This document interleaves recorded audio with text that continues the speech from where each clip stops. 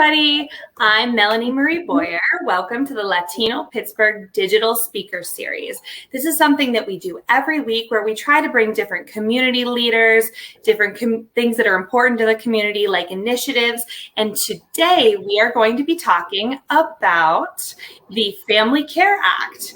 So this is something that's actually really important to me. It hits really close to home. My family is actually dealing with it as we speak. So this is something that I really believe at some point touches everyone's lives.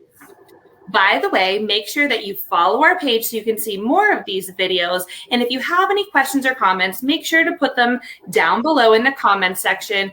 We will be live on Facebook, LinkedIn, YouTube, wherever you are, we will try to get to your questions. So what's the legislation that we're going to talk about today? The Family Care Act is proposed state legislation that would allow all working Pennsylvanians to have access to paid family and medical leave in the event that they need to care for themselves or a family member following a serious medical need. By establishing a paid family medical leave insurance fund in Pennsylvania, the Family Care Act will do a number of things. This includes allowing family members to provide critical care and rehab services to elderly loved ones at home without risking their jobs or financial stability. It helps businesses retain talented employees, which, as you know, is so important right now. Without access to paid leave at critical moments, far too many people are forced to drop out of the workforce entirely. It helps small businesses compete by allowing their employees to have access to a benefit that's currently only offered by large competitors. It also grants new moms and dads the chance to be there for the critical moments following the birth or adoption of a child. It also allows workers to care for themselves following a major surgery. The Family Care Act is supported by a large and growing bipartisan group of lawmakers, yes, bipartisan, across Pennsylvania, as well as dozens of organizations that make up the Family Care Act Coalition, including the Hispanic Chamber, and thousands of individual grassroots advocates from all across the Commonwealth. Today, I'm going to be speaking with three individuals who are very passionate and involved with the Family Care Act. The first is Pennsylvania Representative Dan Miller. He's one of the lead sponsors of this initiative from right here in Allegheny County. Together with Representative Wendy Thomas of Bucks County, Dan has introduced HB 1200 in the Pennsylvania House. The Family Care Act Coalition is co-led by the Restaurant Opportunity Center of Pennsylvania, or ROC PA, along with the Women and Girls Foundation based here in Pittsburgh. Rosamaria Cristello, who is joining us today, sits on the board of the Women and Girls Foundation. She's also the executive director of the Latino Community Center, which itself is a proud member of the FCA Coalition. Finally, we have Joe Eliza. He's the founder and CTO of the CE Leadership Group, who offers training with the goal to create a more productive, fulfilled, and peaceful world where everyone shares in success. Joe is an executive member of our board, actually. He is our treasurer, and we are very happy to have him representing our small businesses today. So again, thank all of you guys for joining us, and welcome, everybody. Hello, thank you for having us here. Yes, thank you so much for being here. I want to start. I have my little one here, speaking of the Family Care Act, so he may be popping in, but I think we're all used to that at this point in the pandemic. So I have a few questions that I would love for everyone to speak on. I want to start with just asking you a little bit about yourself. So each of you has a family immigration story, whether it be your own or family members. And I would love for you to share that. Let's start with Rosamaria. Sure. So it's a pleasure to be here with all of you today. My immigration story, it really boils down to, I'm from Guatemala, born in Guatemala. And I came to the United States essentially as a dreamer. So I was 8 months old when my parents brought my sister and I to Virginia. But as is the story of many current immigrants. My story is a lot of going back and forth to Guatemala and here, and just yearning for a place to call home. And so I've been in Pittsburgh now since 2011. I love it here, and I think we're definitely planting some roots here. But my heart and my culture and my background is definitely rooted in Guatemala. Well, thank you for sharing, Rosa. Next, Representative Dan Miller, would you like to share your story?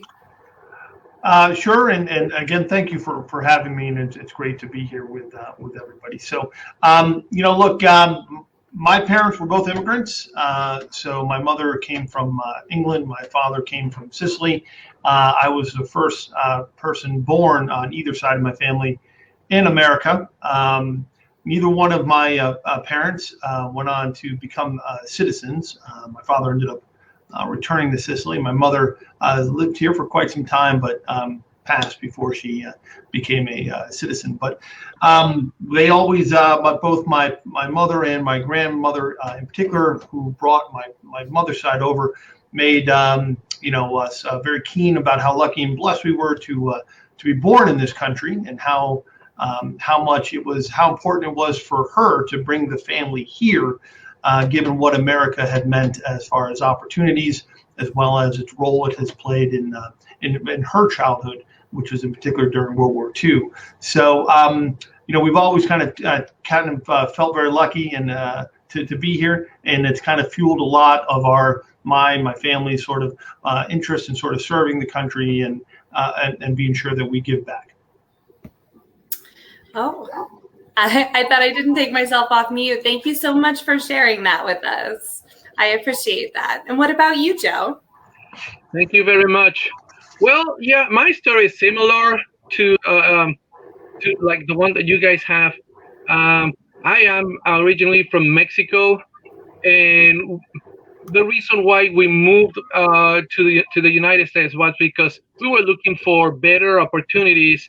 Initially, I had thought about better opportunities for the business. I already was a business owner for a number of years when I was in Mexico, working on the same side of the industry. And I wanted to knock on the doors and get some doors open in a world that could be more, where I could be more of a service to other people, in a world where I could open doors to have access to other companies, to other people. And that was the number one reason why we looked to immigrate and to move into the States. And then on the side of the family, we all look for better opportunities for our families and our kids. And I remember when I was a teenager, I was visiting a house in one of my friends, his home, and I read this sentence that said that to the kids, we have to give them strong roots and even stronger wings to fly. So that was instilled in my mind years ago, many years before I even had kids. But I was always looking for something for that very meaningful sentence, very meaningful phrase, to bring it into real life, to put it into action. And this is the way how I found I could make that thing happen. I love that. And I think that those experiences are something that, bonds all of us, even if we're not immigrants or our parents, somewhere back in our families, we are almost all immigrants, right? So I love that. Thank you guys for sharing. So why is the issue of paid family leave and the Family Care Act so important to you, and how did you get involved? This time, let's go with Dan first. Well, the Family Care Act doesn't matter if you already have paid leave, right? So, I mean, that's the reality for it, is for those that few, I think the number is somewhere around 15% of workers actually have full paid leave. So if you have it, then, you have it. For the majority of people working in this country, though, they don't have it. And as you did a great job, I think, going over some of the applicability and ways that it can help families. We recognize that, like you said, it is something that would be a benefit widespread across the board. Most people have, back when we were younger, I grew up without health care. that grew up that created issues. But I remember when FMLA came across in this country, and it was a very interesting and no doubt a landmark piece of legislation. The challenge, of course, is that the FMLA is entirely unpaid, right? So you have access to it if you actually have access to it, meaning you have to be able to afford to pay your bills while you're not getting paid. And obviously, as more and more sort of has fallen into the realm of families to provide a lot of care and support as families age, as we handle disability issues differently and so forth, we know that when you are not, when things aren't okay at home and you have a problem that is a big issue medically that's weighing heavily on your mind with it, the chances of you being as successful as at work is probably a little bit decreased. And that's what a lot of business owners also recognize. And like you mentioned here, this is a good thing for businesses, but a really great thing for people. And so that's how I came across with it. I believe that this is the logical next step. This is what's good for Pennsylvania families, hopefully beyond that as well. But that's what we're trying to do, is make it so that you really only have, you got, in order to have access to the program, you have to be able to get paid at the same time. And that's what this will do, is it'll give you that paid leave assurance to cover your family issues at home. Thank you so much, Dan. And I want to add that, this can happen to anyone at any time, whether you're young or old. Someone in your family can get in an accident and require full-time care that maybe you can't get at a facility. So this really is something that touches everyone. So thank you for bringing that up. Rosa, why is this so important to you, and how did you get involved? Sure. So I've been around this and trying to understand it and learn it for some time. But I can share with you two important times in my life when I really just, it really impacted. And so the first one was as we were establishing the foundation of the Latino Community Center. That was a big moment in time when this piece of conversation was constantly addressed. And so part of the Latino Community Center is that it's an organization founded by and for our community. And our intention has always been to serve our community and try to hire from within our community.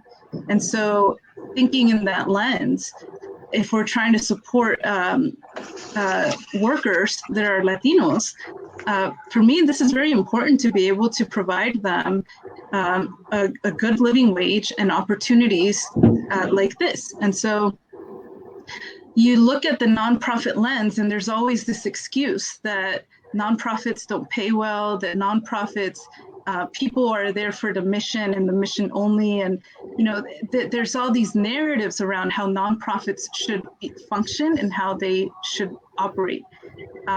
But that's not okay, at least not for me. And so this conversation really started to happen, and we try to put it as part of the foundation of the Latino Community Center from the very beginning.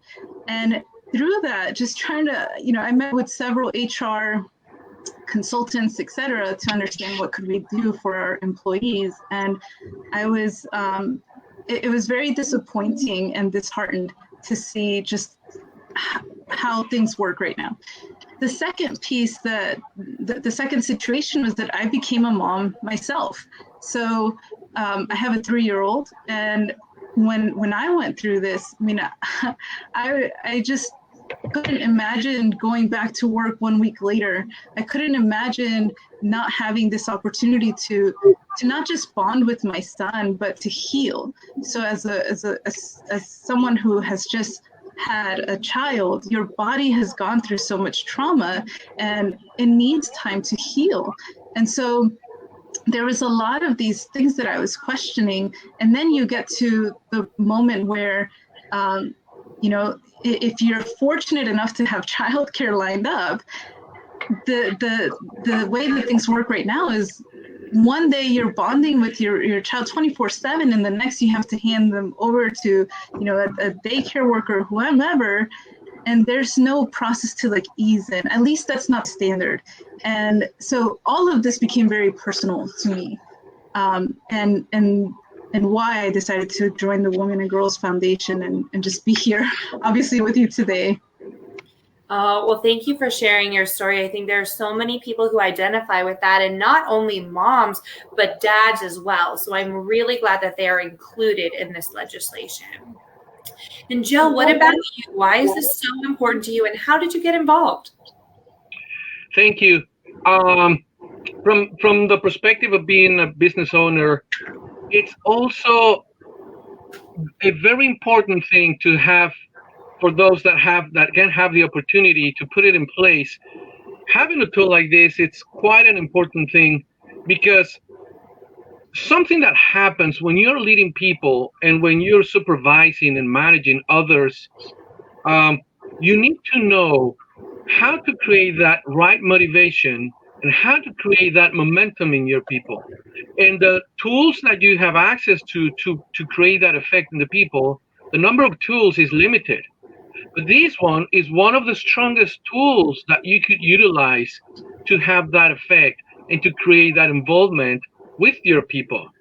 It creates that momentum, and it creates also a key component of the success that we all could share. And that key component is loyalty.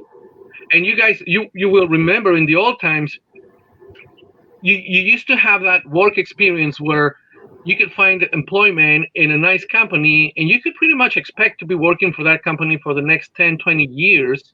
And that creates that bonding and that loyalty bi-directional, from the people to the company and the company to the people, to the employees. And as you know, in recent years, that bonding is not that strong as it was before, because that loyalty is not there. This is a tool that business owners, especially small business owners, can utilize very well to refresh that and to convey that meaning, that message, that you are loyal as a company, you're loyal to your people, and that you can support them in some of the most critical and important aspects in life, which would be the health of their families and their own health, the health of their kids, and that creates a different environment, a different work environment for everybody. I love that perspective. And without small businesses having to really pay or buy in, which is something that I'm going to ask Representative Miller to speak on a little bit later. But for now, I would love to know, and starting with you, Joe, from a small business perspective, as well as from the chamber perspective, how does the Family Care Act benefit the communities and individuals that you represent and work with? Because I know that you train a lot of small businesses, a lot of professionals. What's your perspective on that? Wow, thank you for the question. That's quite a great question. Let me go to a little higher level there as a business owner and as a trainer, and of course with the service that we provide in the chamber, the service that we provide to all the membership that we have, to all the people that is working together with us. Normally, you are doing things to be successful. You want to be successful in your business. You want to create the right environment for people to be successful. But there's one key ingredient in every success that people have that might not be there, but this tool is a very good tool to bring it to the surface. And that ingredient is significance. So not only you can provide employment to other people, but you can also provide significance to the people that are working with you.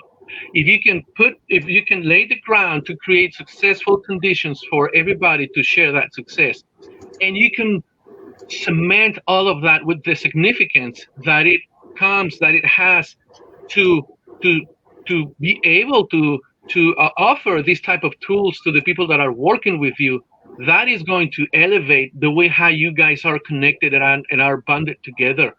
One of the main things that you struggle with when you are a business owner is to find the right talent. And once you found it, how to retain that talent. How do you find the right people? And once you have that right team working for you, how do you create and make a better loyalty that will flow in both directions? Well, this is one of those answers that as a business owner, a lot of people keep looking for, because as I was saying before, the number of tools to create this effect, it's getting smaller and smaller every time. But this is such a strong tool to refresh that perspective for everybody, that it will go, the results of using this act of, and the fruits that will come from it, the results will go beyond just people being more productive, people working in a much better environment, but also you will be able to provide that significance that will bring your people working together much better. And especially in a time when employees are expecting more, we need more than ever to stay in those jobs. Those tools are so crucial. So thank you so much for that, Joe. Sure. Rosamaria, how do you think that this will benefit the communities that you represent and that you work with? Yeah, I mean, we've saw it all throughout COVID, right? We had several community members that didn't have this option, and so they had to choose between going to work with symptoms or staying back and not getting paid. And so this will have a tremendous impact on our community because it gives them an option to stay back because they're feeling sick. That gives them an option to really be there. For our community, as you all know, family is everything. And so if you can't be there for your loved one in a moment of need, that just goes so against our core values as a community. And so the ripple effect that this would have in once people really fully understand it, and take advantage of it, right? So that's another big piece. There's going to have to be a lot of movement around communicating and really ensuring that our community understands what this is and that they can have access to it. Then it's going to lead to these benefits. But that would be the first hurdle I would say that we'd have to cross. Thank you so much. Representative Miller, what about you? It's look, this is one of those game-changing types of bills, right? These are the types of things that can make a massive impact on a family. It's a type of thing that I think most legislators get involved in, where no matter where you come from, a party you're a member of, which is why, again, this is I think a pretty good bipartisan bill, is you're looking to do things that can really help families, people to do better than they were before. This is one of those types of opportunities that come across. It's why I'm glad to be part of it. So I do think that it is something that will be a big thing. And for many of the people who work throughout my district, again, the numbers statewide, nationwide are low for who has access to paid leave now. And again, if you don't have paid leave, then for most people you have no leave. All right. So you have to be able to afford to do it. And that's what this program will do. So I think it would help a lot of people. There's no doubt about it. And I think that once it gets in place, we'll see the benefits sort of ripple. And what I like about it as well is it is something that can impact so many sectors. Basically, almost everybody is in. And that was another key component, is that it is broad in its scope. And so that's another reason why I think it will be so impactful. Well, thank you. While we're on that topic, I want to ask you another question. How does the Family Care Act fit into other legislative priorities of yours? And why is the issue specifically so important to you and your constituents? Well, look, it's, again, I'm sure almost every legislator would say similar things. I think we all try to write things that will help people, make a difference. So for me, both in its design and its reach, it's something that is interesting. On its target, those people who are trying to, get to the middle class, stay in the middle class, be able to live in the middle class, and to be able to have some flexibility, plus or minus. It very much is in sort of my range as to what can interest me. And I know, as I mentioned before, I remember growing up without health care. And I obviously remember growing up without access to paid leave, which is what my mother never had, right? And so I remember, what it was like for her to juggle all the things that had to be juggled as she was trying to get us into the middle class and everything that meant. If you can't afford to do something, then you can't do it, right? So the fact that you have the FMLA, it just, again, if you can't afford to pay for it, it's not going to work. So for me personally, with it fits for both, sort of thematic and scope. It fits in a need. It fits in what my life experience has kind of emphasized to me that's important, and that's why I'm behind the bill. Well, thank you for your support of this bill. We appreciate it. My next question is for Rosamaria.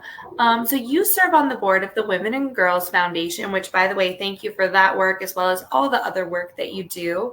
And this is one of the groups that is leading the Family Care Act Coalition. Why is this legislation so critical specifically to women and girls? Yeah. So something that's very beautiful about the work that the Women and Girls Foundation is doing is, if you haven't learned about it, we have a term called femisphere. And so that's really where we envision a world where women and children are really put in the center. And so if you imagine a world where you don't have to worry about daycare because your employers offer daycare, right? There's support around just family. And so this aligns very beautifully with the work that the Women and Girls Foundation is doing, because another big piece to a femisphere is that women are getting paid equally. And so that is something that WGF pushes forward as well. So for example, right now, Latinas earn 56 cents for every dollar earned by white non-Hispanic men in Pennsylvania. That is not okay. And so the way that we see this connecting and working together is that if we can win this bill, then that just takes us one step further to having equal pay for women and girls of all nationalities, et cetera. But it's going to take us just one step further to our ultimate goal of equality.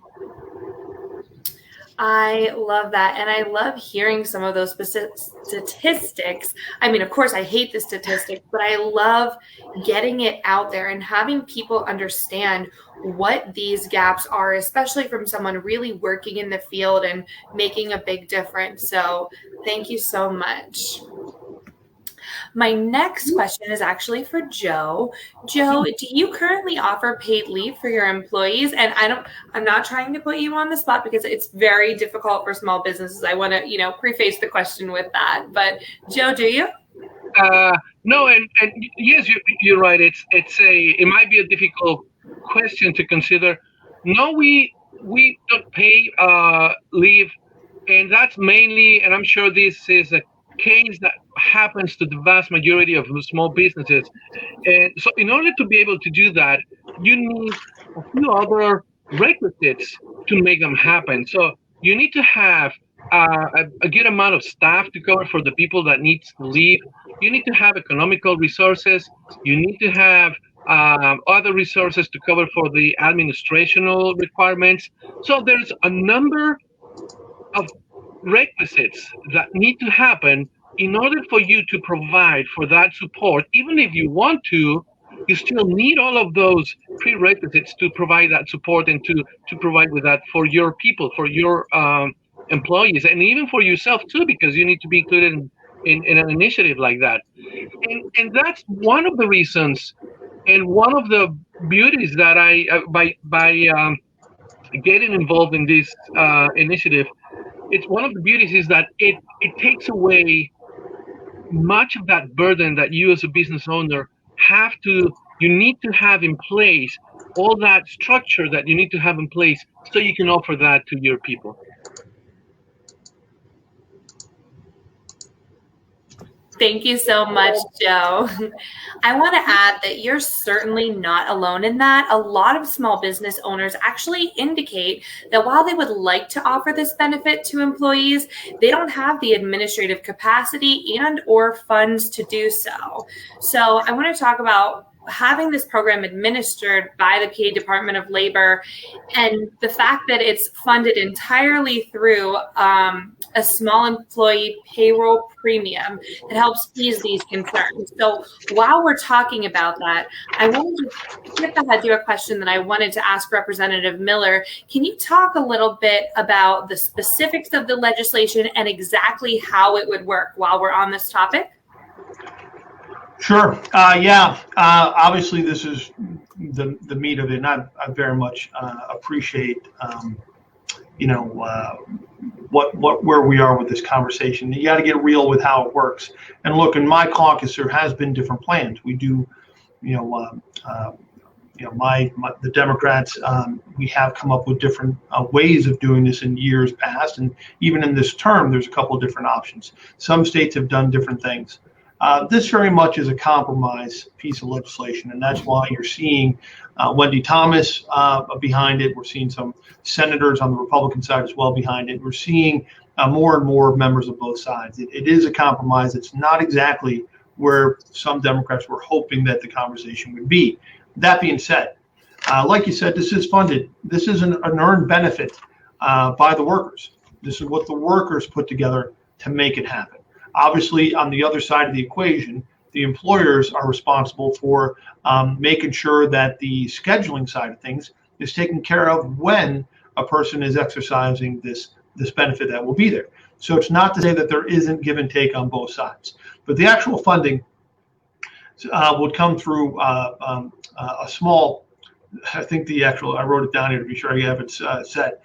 You would end up having to do, and first let me say it this way, in order to get this benefit, you would have to work at least 18 weeks a year, earn at least $2,718 during a 12-month period prior to going for the benefits. And then the payroll deduction amounts to 1/2 cent on the dollar. 1/2 cent on the dollar. So some would say, well, then how is it working when you're able, if that's what it is, 1/2 cent on the dollar? And that's the key point of it. What I said earlier is everybody's in. Okay, everybody's in. So this is something that everybody pays into, right? And that's what allows the dollars to accrue to be able to be sure that this is something that operates for workers, in essence, by workers.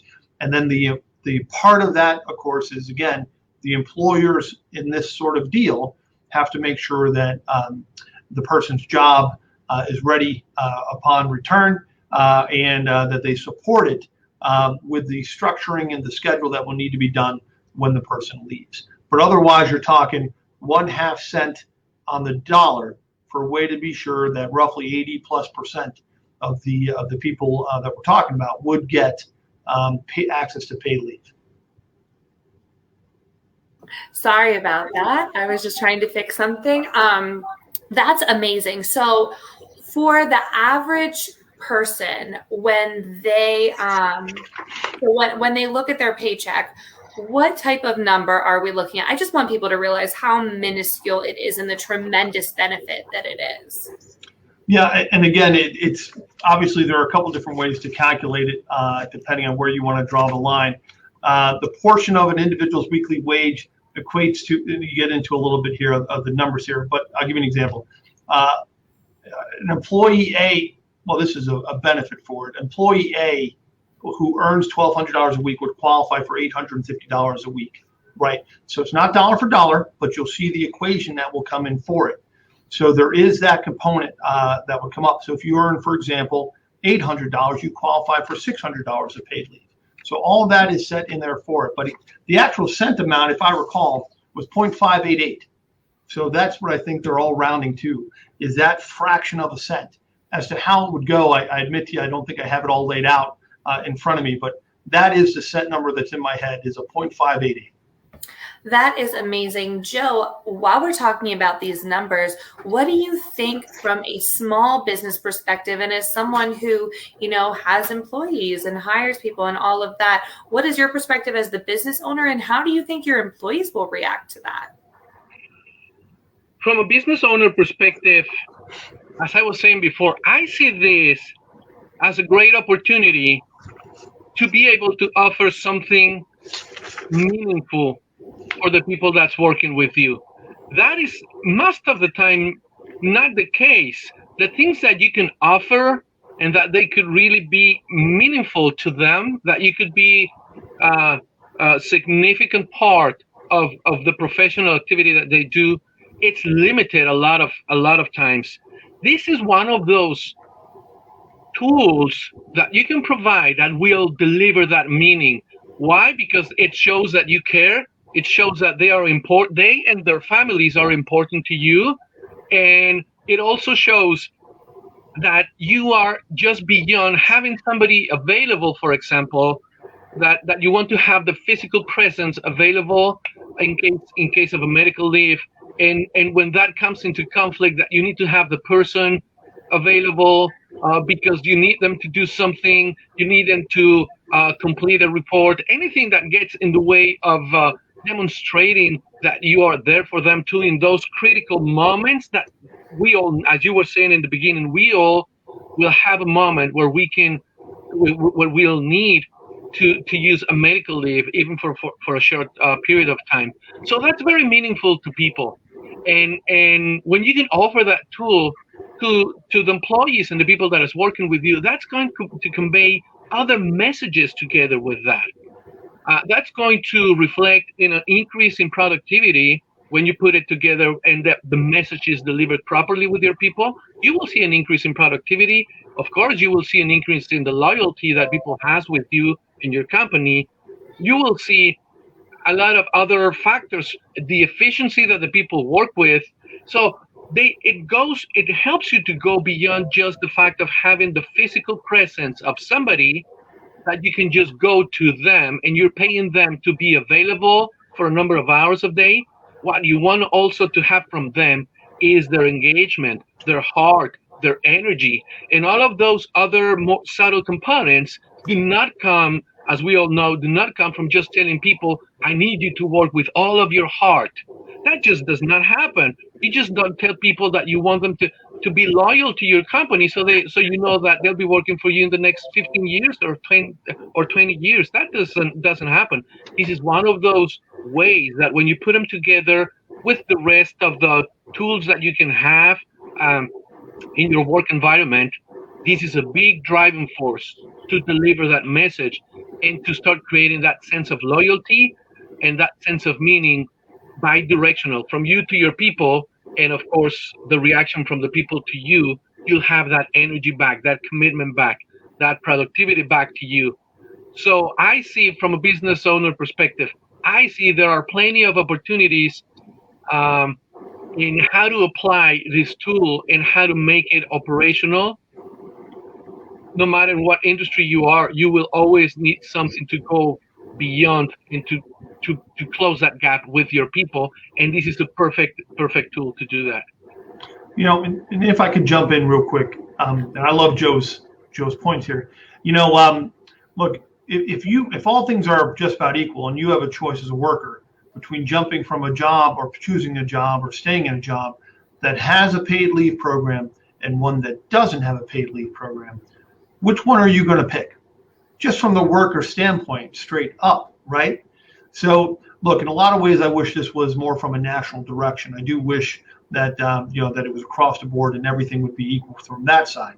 Obviously, that's not what we're seeing at this time, but we are seeing success in a multitude of other states who have taken the exact same plan and have made it work for employers and employees. The last thing, too, I just want to mention that popped in my head as well is don't forget here that the FMLA, as good as a first step in many ways as that was, it actually did not apply if you had less than 50 employees. It didn't apply to you anyhow, right? So that meant, and of course, small businesses are such an engine, for our economy overall, right? But if you happen to be someone who's working at a small business, the difference between a place that had 48 employees and one that had 52. But if you were on the 48 one, right, then the FMLA didn't even apply to you. And this is the good thing here. Again, when I say broad in its scope, it's bringing in more, it's impacting more, and it's really bringing almost everything in So we're all getting the same opportunity to have that benefit to take care of our family, and as Joe was mentioning, be an even stronger, better, healthier, in some ways, employee for the employers. I couldn't agree more. And, as we were talking about before, post-pandemic or mid-pandemic, wherever we are at this point, I think it is more important, or I know, we all know, it is more important than ever that small businesses can compete for employees. And I don't think that everyone realizes how much of jobs and an economic wheel small businesses are for the community.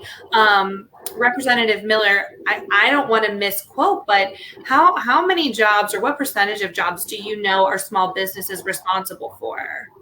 Oh, yeah. You know what? Yeah. The overwhelming majority. So Exactly. the overwhelming majority. Yes. So that I actually think is consistent no matter what state you're in.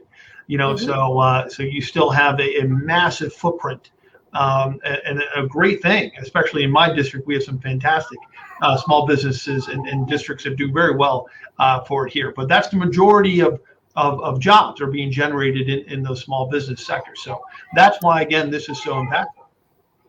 Yeah, and I want to add a statistic that I'm very familiar with is Latinas, Hispanic women alone, are responsible for 50% of all new jobs created nationwide. But we're the least likely to reach the $1 million mark, which says to me that those are small businesses with under 50 employees. That's 50% of all new jobs that aren't going to have these benefits, right? So that's what we're looking at here. The impact for the businesses to be able to compete, be sustainable, get employees, and to help the community. Representative Miller, why have you seen some people be skeptical of this? I'm sure that you've heard lots of debates on it and things. Is there anything that stood out to you? Well, not enough debate. I'd like to see the House actually just pick up the bill so we could really, start to move along and have hearings on it. But, look, I wanted to reference, we have, it is right for us to hear and to be engaged with the business community. It is important for us when we come to trying to structure solutions to problems that have cascading impact. It's a right thing for us to talk about. I would note that we have heard of challenges in the past, right? So, for example, when the Americans with Disabilities Act was passed, there was no doubt that there were strong sectors of the business community who raised objections or raised concerns. Now, I think a large part of that has been sort of addressed and sort of worked through to a point now where it is second nature. We all accept the role of the ADA, thankfully. And so that's a good thing, but there was some business pushback. FMLA, it had its challenges at the time as well. What would be what would be the impact on businesses when you allow for a mother, father to stay at home and be unpaid, but stay at home and then be able to come back after 90 days. And I would note to you that I took advantage of that when my son was born. I stayed home after my wife did, right? So we both did. But we've heard challenges from the business community before. Not every business, not every sector, not every community, but we have heard these types of things before. They are right for us to consider. They are rightful things to be part of the dialogue, and we want to make it workable as best we can. The overall direction, though, of the Family Care Act is the way to go.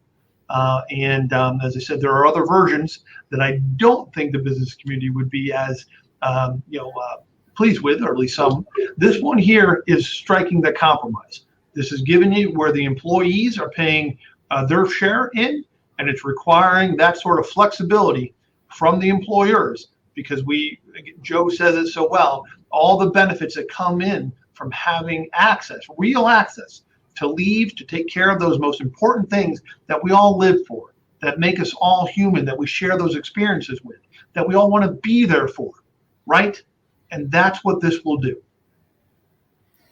I could not agree more. As I shared earlier, this is something that is very close and personal to me. My grandmother needs full-time care, and I have an uncle who actually had to quit his job and take out 401k. I mean, this is something that you never expect to impact you, but ultimately, everyone has an end of life. So it will affect all of us at one point or another. So just to help people be more well equipped for it, I think, it's definitely the right thing to do. So I appreciate all of your advocacy.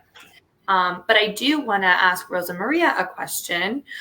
So in California, before passing a paid family and medical leave law, Black women on average took 1 week of maternity leave compared to 4 weeks for white and non-Hispanic workers. After implementation, Black and white non-Hispanic women took the same amount of time off. So with that in mind, and other things that you know from working with the community, how do you think that the Family Care Act would address racial inequities? Mm-hmm. Yeah, so it goes back. So there's 2 points. One of the stats that the Women and Girls Foundation shares a lot is just people of color have significantly less wealth to draw on times of need. And so on average, a white family in the year 2018 had around $140,000 in wealth compared to $6,300 for a typical Latino family. So that's number one, right? But the other piece is I'm a big proponent of being there and understanding that postpartum phase. I go back to, and I know that this bill encompasses a lot more than maternity leave, but it's just what's in my heart right now. Just those moments are so critical, and postpartum depression is a very real thing. And so giving time for people to heal and understand just their new family routine even. I mean, that's all part of even having a better home environment for the newest member of the family, right? So all of these pieces play together. And then if you have to, as you said, Melanie, like pull from your 401k or wherever, or the little bit of savings that you have, the mental health and the stressors that then adds to the home environment, these are all things that you need to take account and they need to be addressed. So this bill will provide hopefully some sense of relief in that. But again, I hone into raising awareness that this is then available for individuals once it gets passed, right? Even the current system right now, if you do have access to leave, it's incredibly difficult to navigate that system. And so one thing is passing, the other thing is definitely doing the work of informing individuals that they can actually how to access this. I love that you pointed that out, how the mental health in the home and the stress that it creates. And I want to take that a step further. And I would love to hear from one of you about how having healthier and more stable homes, especially mentally, affects society at large. If anyone would like to speak on that. I would, if I may, having a stronger mentally also means having a stronger emotionally, having a stronger community. And that local community, that place, if it's stronger emotional wise, the number of negative things that could be reduced and the number of positive things that will be augmented. It's amazing just by playing with that equation of improving the emotional state that we all have. And we know that going to work comes with some degree of stress. So one of the commissions that we should all have is to control that stress, to minimize it, and improve the emotional conditions that we all have. Whether if it has a mental impact, emotional impact, from all the different angles, it will always be better to be able to improve that environment, that atmosphere. And Joe, I think that you are so great to speak on this because for those of you who don't know, I did mention earlier, the CE Leadership Group does different leadership trainings and different types of trainings. And I know that that is one of the things that you touch on is balance and mental health and the effect on business and society. So thank you so much for sharing that, Joe. Thank you. Representative Miller, I would like to ask you, what is the current status of this bill? Well, in the House, so keep in mind there's actually a version of this in the House and in the Senate.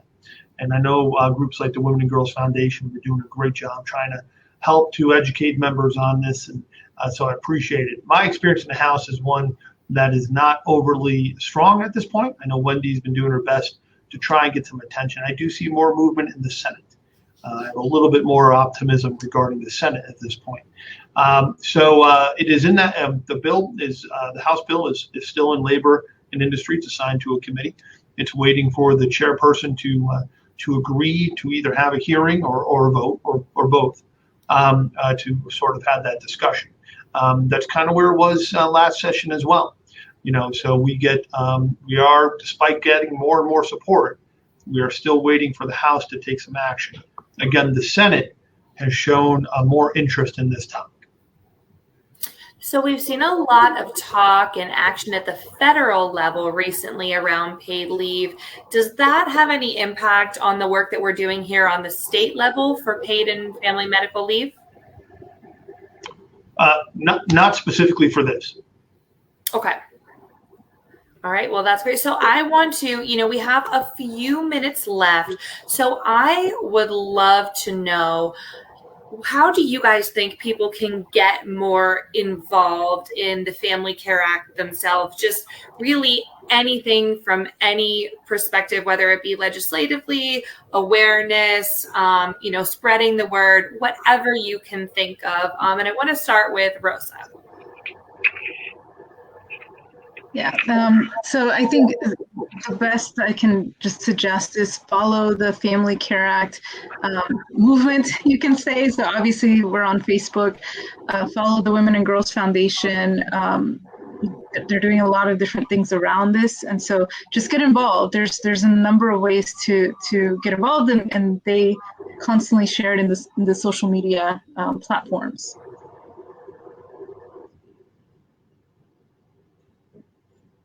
Thank you so much. I'm toggling mute because my little one keeps coming in, so forgive me on that. What about you, Joe? What do you think people can do?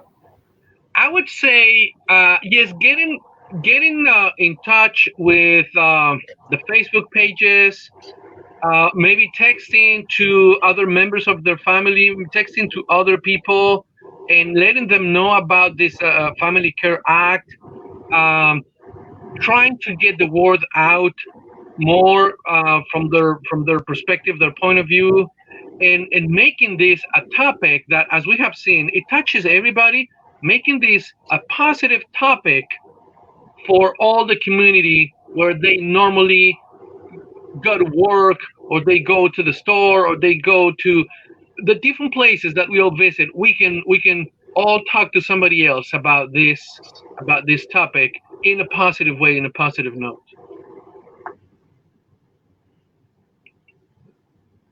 Thank you so much, Joe. I appreciate that. And Representative Miller, what advice do you have for people who want to get more involved? So, look, obviously there's a great coalition of organizations and businesses that have signed on to this.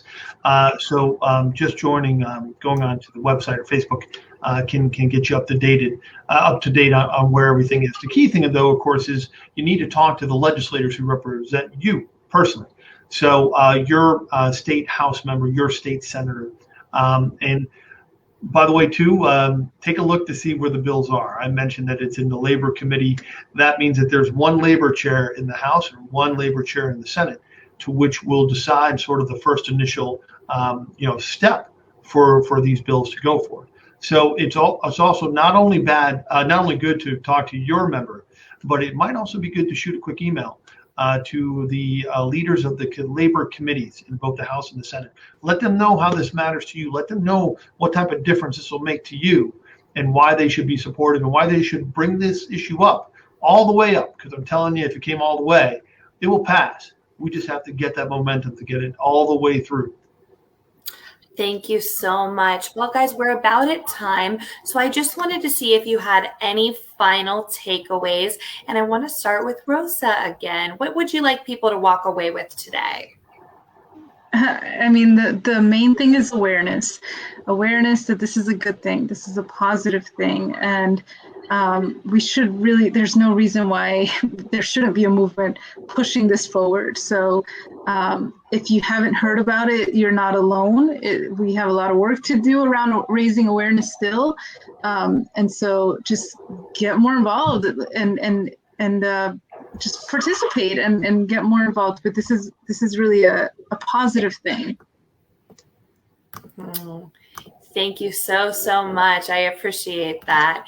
And what about you, Joe? What do you want people to walk away with today? Mainly from the perspective of being a business owner, is that we all want our businesses to be successful. And one amazing way to make businesses successful is by being significant to your people, by bringing significance to them. This initiative is a great way to be significant to your people, to bring that meaning to them. Great. Thank you so much, Joe. Thank you. And what about you, Representative Miller? Well, thank you, and thanks for having me. And obviously, my hope is that people feel engaged to help create the future that they want. I would just briefly note that during this time, I've been on my phone, texting in between our comments, trying to deal with a medical issue for a loved one, right? So just here, just now, I have to take care of those personal things as well to be sure that I'm doing what I need to do for my loved ones, just like you need to do it, just like you have to do it, just like you want to do it. And that's what we need, to have that type of flexibility, realize where we are as a society, prioritize the family and what it means to be a member of that family by making sure this works. This bill here will give you that compromise. Employer, employee, this will be something here that will move everyone forward. So I thank you very much, and I hope people will be engaged to talk to their legislators to get them on board. Absolutely. Well, thank you so much. And thank you, everybody, for tuning in. We are at time, and I know that our speakers all have a hard stop at 3, but please keep the questions coming. Put your questions in the comments. We will all circle back around to answer any questions that we can. And if you see links down there to resources, please make sure that you check them out, as well as connect with our speakers, see what they're doing on LinkedIn and in other places. I really hope to see you next week. And I also want to say happy Hispanic Heritage Month. If you didn't already know, Hispanic Heritage Month is from September 15th until October 15th. There are a number of community events going on, so I hope that you're able to attend some of them, if not most of them. I know I will be at a lot, as well as our board members. So I wanted to take one more moment to just thank our board members, our speakers today, and anyone that is involved in the Hispanic community here in Pittsburgh. The Latino Pittsburgh Digital Speaker Series is an initiative of the Pittsburgh Metropolitan Area Hispanic Chamber of Commerce. Its goals are to share relevant information, inspire growth, and foster opportunity. Speakers and workshops include community leaders and members, as well as other individuals and programs that have a positive impact on not only the Hispanic community, but the Pittsburgh region at large. If you would like to become a speaker, be sure to email chamber@pmahcc.org. I'm Melanie Marie, the Executive Director of the Chamber, and I hope to see you soon. Thank you so much for tuning in. Bye.